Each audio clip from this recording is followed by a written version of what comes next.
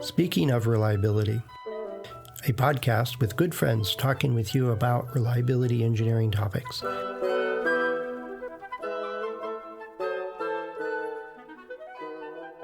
Welcome to Speaking of Reliability. This is Carl Carlson. And this is Fred Schenkberg. Hey, Carl. Good to talk to you again.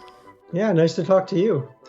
Hey, Fred, I attended an interesting webinar last week. It was on control systems in the field of evolutionary medicine. Evolutionary medicine. This isn't like doctors breeding younger doctors, is it? No. This is the whole subject of evolutionary biology applied to medicine. And what it is the if you look at how a body or an organism is evolved, then you can get insight into what the functions are of different parts of the body or functions of different systems, and then what can go wrong with them because they evolved in a certain way, but then they're used in a different way, and then that can create problems. And so it's a very, very big field in biology. Okay. That uses a lot of the principle, obviously some of the principles in engineering. And this particular conference was on control systems because there's hundreds and hundreds of systems in the body that are similar to control systems from an engineering standpoint. Well, I'm thinking of just you're regulating your heart rate. You're exercising harder, your heart rate works harder, your body temperature is regulated. You start sweating as a control mechanism. But there's something that controls that, right? There's something that says, hey, you got to start sweating. Yeah. But if it doesn't work, well, then you're in Arizona and nothing will work there. It's just hot. That's right.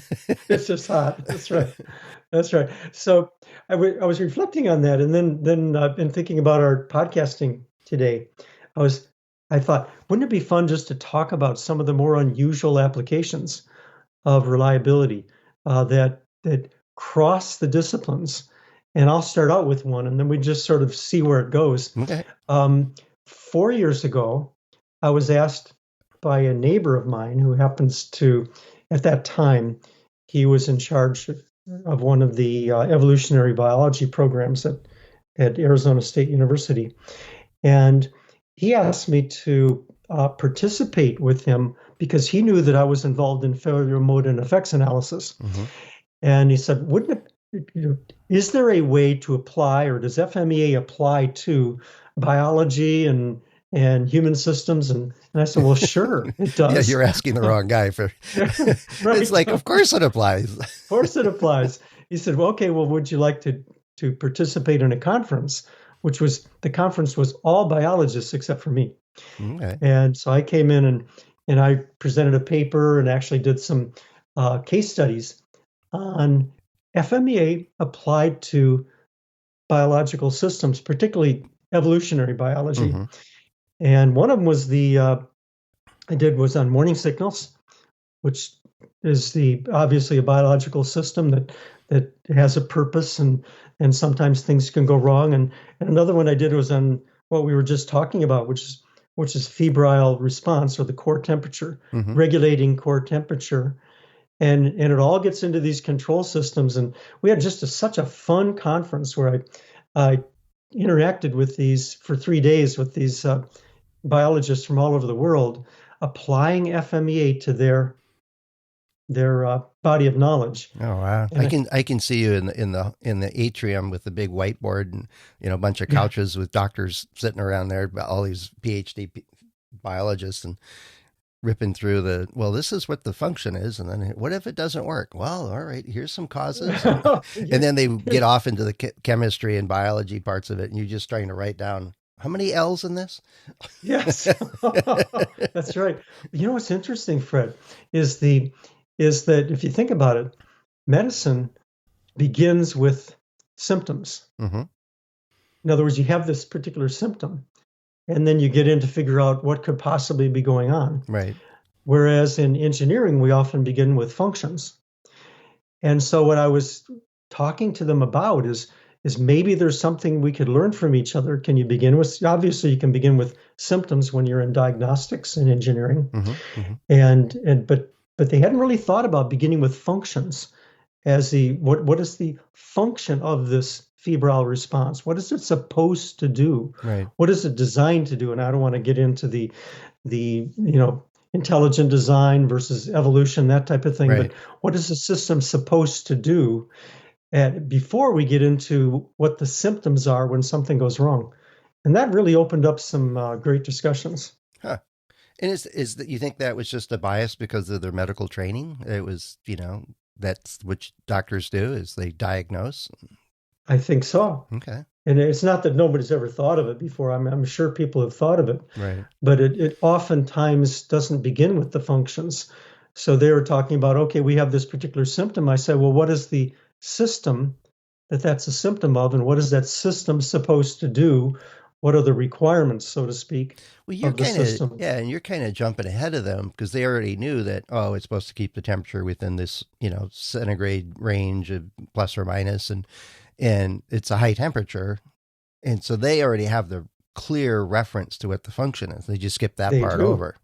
They just skip it over, and then, but the question becomes, what are the requirements? In other Right. words, what temperature ranges is the system supposed to function within, Mm-hmm. and when does it go bad, and that kind of Well, thing. that opens up that.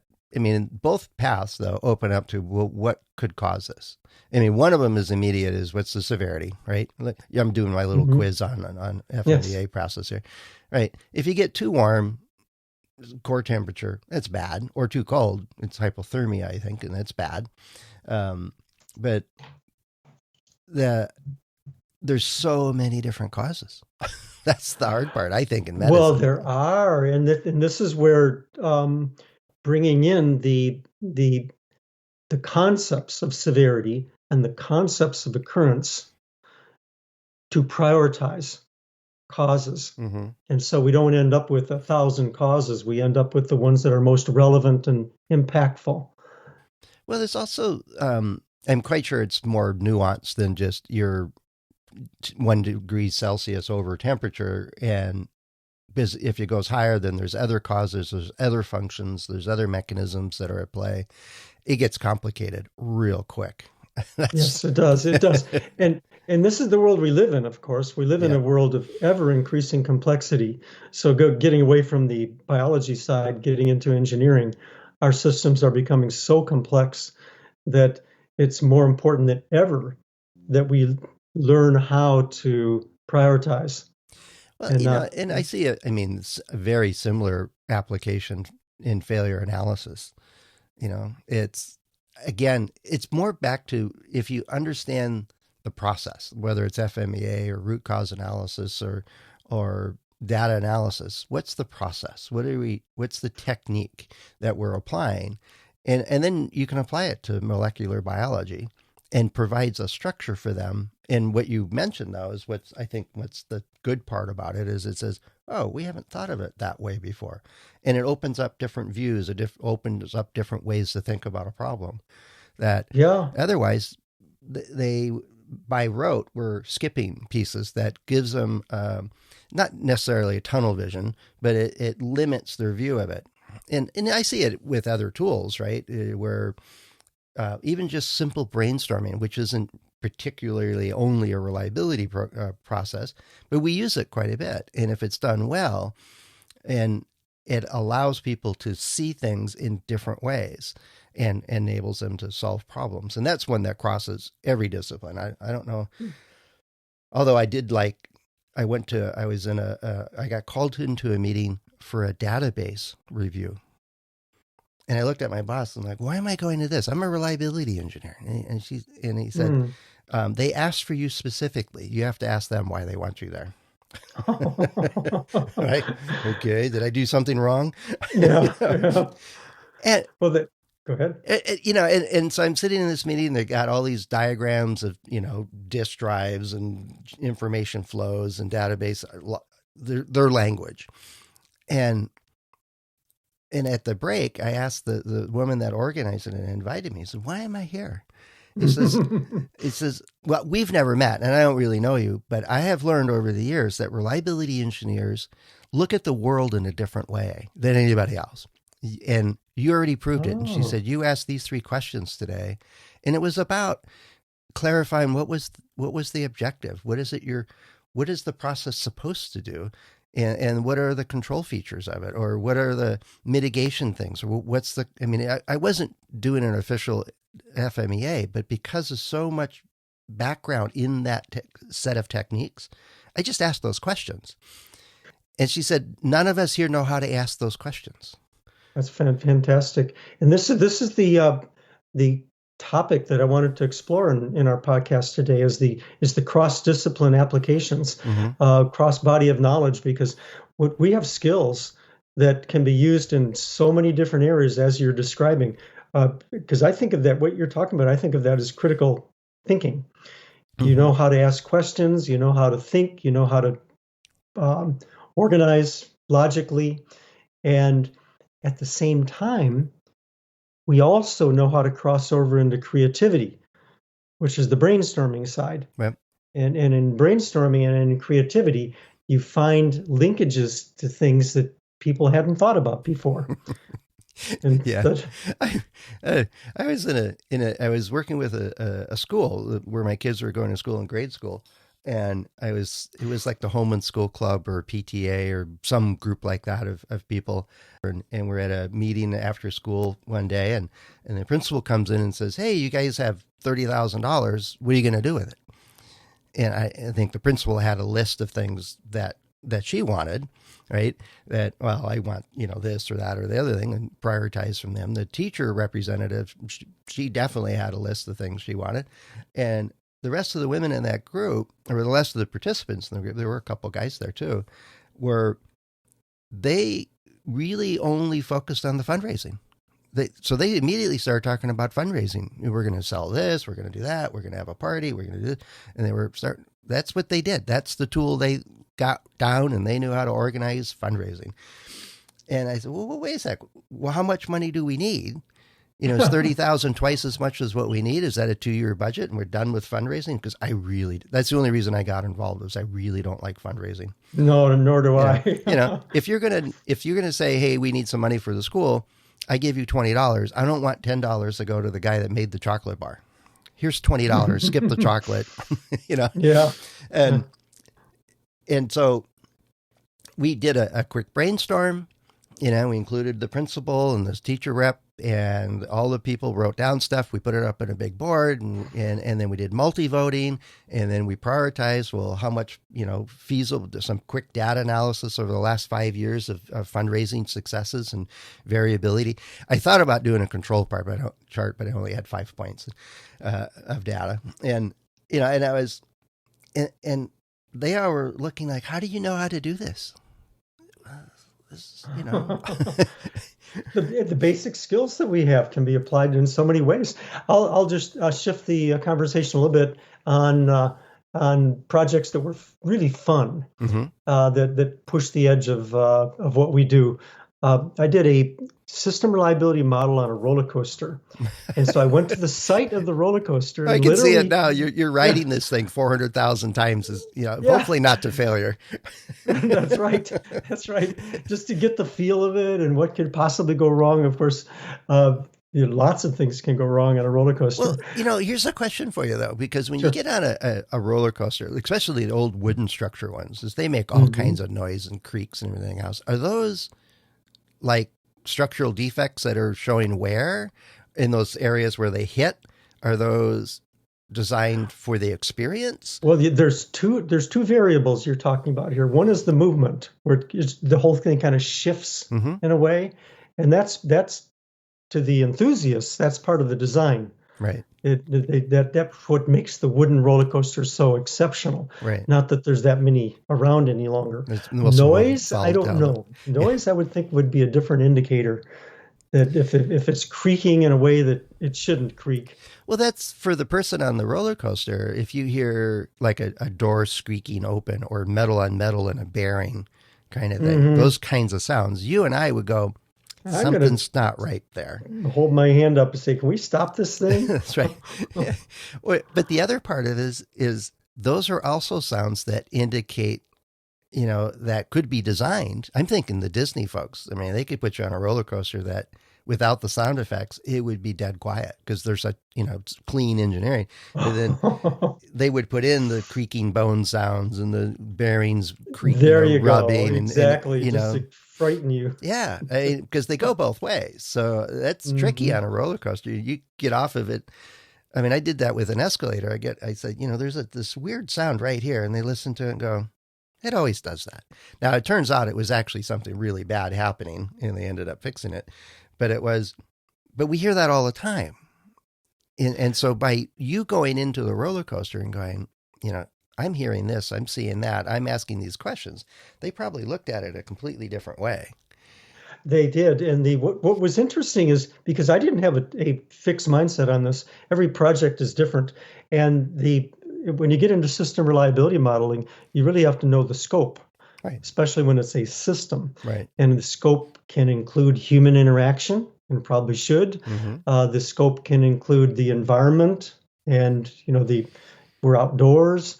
So there's a lot of things that can get into the scope on a system reliability model that I had to get on site and actually try it out Mm-hmm. to get the sense for what are all the things that need to be included. Then you go back into your computers and your dialogue with different people. But there's nothing that takes the place of actually experiencing the equipment if you can. Oh yeah, no, I totally agree. It's I'm thinking of so many different applications. I mean, there's stuff that's beyond what we've, working with a product or working with a manufacturing system. We ended up working with a team. It was in a factory, and the question was, do we need to add a second line, which was multi-million-dollar investment for this facility, or can we improve the existing line to meet the demands of what we're trying to do? And the reason the reliability folks got involved was, what are the opportunities to improve the uptime basically of the existing line, or is there an alternate set of solutions? So it wasn't really, it was an FMEA and it was a bunch of other types of activities and tools, but the scope, when you mentioned that, the scope was, we want to reduce our inventory. So that we don't have as much inventory cost sitting in the factory, because our current system is we have to run for an entire week and then we shift over to a new thing and then we run for an entire week in order to get the overall efficiency. But the downside is we put all this stuff in inventory. And I'm like, I never thought about the load of that larger system. In order for them to fill a truck up, they want, 3 cases of that, 6 of that, 4 of that, and so on. And if they're not on the shelves, they can't send that truck out, or the store doesn't have the guacamole dip flavored sodas or whatever they were making. Yeah. Right. And I'm like, okay, well, that's a different motivator. It's not just uptime. It's beyond that. The reason they want the improvement in the systems or the improvement of flexibility of the 2 lines, it was really just inventory cost. The scope is so important. I was doing a project a couple of years ago on a wind turbine system, and it turns out that the problems were occurring during shipping of the blades to the site. Wow. And the shipping was on back roads in this country. It's not the United States. It was a country that had not a great infrastructure for back roads. And the back roads had such vibrations to them that they weren't packaging the blades well enough in the trucks to deal with the shock. Yeah. Yeah, and the blades were getting damaged, unknown to them. So then they installed them at the sites at the farms, and then they would cracks have problems. would propagate. Yeah, and they'd wobble or unbalanced or all kinds of problems. Yeah.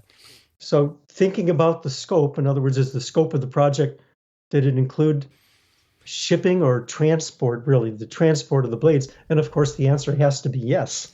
Well, sometimes you get lucky, though, with the scope thing and being on site and so on. Is the one story I heard, it wasn't me that did this. It was a factory. It was a HP factory, and they were making test and measurement equipment. So I think it got sold off and probably sold again. So who knows who owns them now.